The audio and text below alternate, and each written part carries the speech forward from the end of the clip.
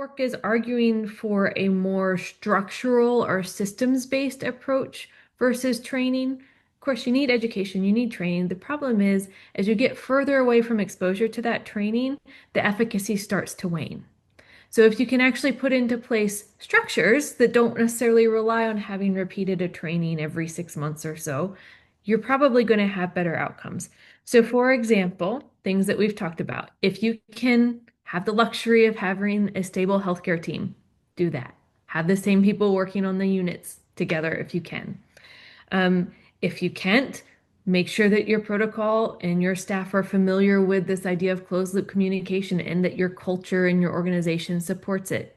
It has, that safety just culture rather than kind of the culture of blaming someone for making a mistake and then overtraining everybody else while they, have some sort of negative action. Those resources I mentioned, like having the cart readily available, having good lights in a large labor and delivery room, all of those things would be great ideas too.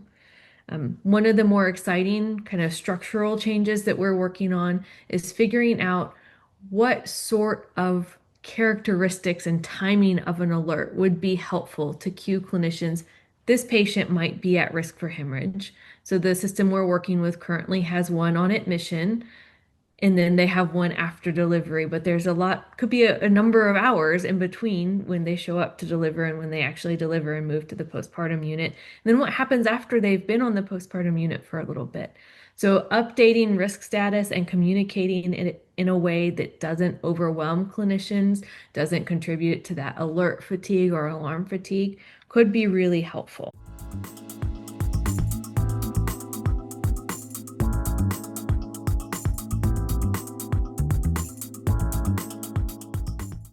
As an engineer, when I hear that different groups of people have different risk levels or different outcomes, I start wondering why, because understanding why is what we need to be able to ensure everybody has access to the most positive outcomes that they can. And I think that's really important.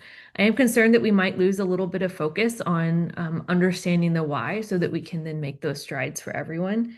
In addition, kind of a broader question is how research funding priorities are going to impact healthcare outcomes for everyone in postpartum settings, but in other healthcare settings as well. So we really need to continue that research that is going to impact and advance the health and well-being of our nation, in particular through HHS, the NIH, and also I want to just highlight a really small but very important agency, the Agency for Healthcare Research and Quality. This is an agency that supports research to ensure that people have access to safe, high quality care. They funded some of our prior work and they've been really excited about what we're doing now. And they're leading work to improve patient safety using those really exciting technologies like AI, but also some of these ideas like we need a protocol and we need better communication.